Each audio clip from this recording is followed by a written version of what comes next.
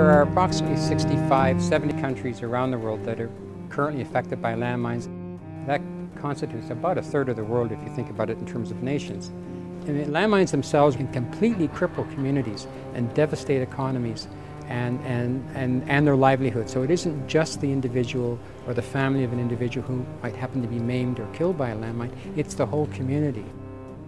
Currently there are between 50 and 70 million landmines still in the earth around the world, that there are about 10 to 12,000 amputees every year because of landmine accidents. And if you can give people back the land, they can then grow their crops, send their children to school, and have economic development. One of the things that we know about landmines is that they exist in some of the most impoverished countries in the world. Most of these countries that are mine affected have made personal commitments to eliminate the weapon, but they don't have the economic capacity to remove the landmines from their soil. Somebody every 52 minutes or so is affected by a landmine, either killed or maimed, and there doesn't seem to be a way around the problem other than an effective, deliberate removal program. The landmine crisis is a problem that we can solve within our lifetimes. We know how, we know what the problem is, and so if we have a global partnership between governments, between civil society, business, all of us coming together and saying, this is one thing we're going to take off of our global to-do list, we can do it.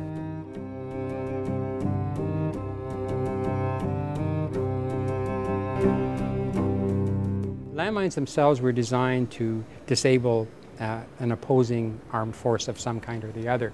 And they're meant not so much to kill but to maim. But when they're left in the ground after the conflict, the community can't get on with living as it normally would. They may have had to actually leave the community, and they can't return and they can't go back to productive work until you get rid of those landmines.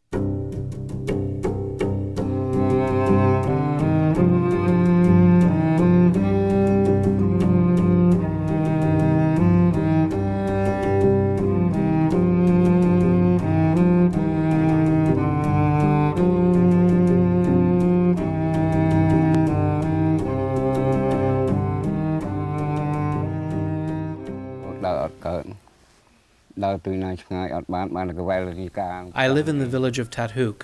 The Khmer Rouge laid mines randomly here and then fled. This is one of the most heavily mined places in Cambodia. I lost my leg 8 years ago to a landmine. Now I'm getting old and I cannot walk without pain. My son was killed by a mine. I stay near my home and my fields. Because of the mines, people are very afraid to travel, to take their crops to market. They're afraid to do anything.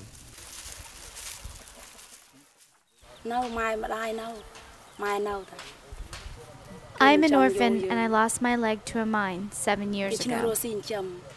No man will marry me because I have only one leg. This is a hard life, but for now I'm used to it. I'm very sad because mines have made life in the village impossible. I've pleaded with the authorities for help because we're suffering every day. Rotary is the world's first service club, but in the course of the last 50 years we've also transformed ourselves into one of the world's foremost humanitarian organizations. Our motto is service above self, and getting involved in a fundamental humanitarian cause like the eradication of landmines is a classic example of service above self. One of the things that's fantastic is the evolution of Rotarians for Mine Action. It started in June of 2002 at the Barcelona International Conference. We now are a fellowship of Rotary International. We have a website, rfma.org. We are taking members, and that's incredibly exciting for something that started really very, very simply, organically, now to be taking members from South Africa and Bosnia and Hong Kong and Great Britain and the United States and countries all around the world. Rotary affects mine action in a number of ways. One of the key issues, obviously, when a country has made a commitment to repudiate the weapon, is to remove the landmines from the soil as quickly as possible. That's accident avoidance. The more mines you take out of the ground, the less likely it is that somebody's going to be impacted by the weapon. Other Rotary clubs are involved in survivor assistance. So somebody who has been impacted by the mine, they will assist in fitting them with prosthetic limbs. They'll assist them with retraining so that they can find work as disabled people in their countries. It's building of its own, and the other things that we can do to promote it will help it to build faster. The reason I'm interested in mine action is that it's probably the most basic of all the humanitarian efforts people can do. I had the opportunity of working throughout our district, which has about 54 clubs, to say to them, let's all join together and do a landmine project. I had just come back from Cambodia, where I had seen in Siem Reap, I had seen lots of amputees walking the streets. And inquiring, I found out that there had been a huge landmine problem there during the 70s and 80s, and this is where the amputees came from.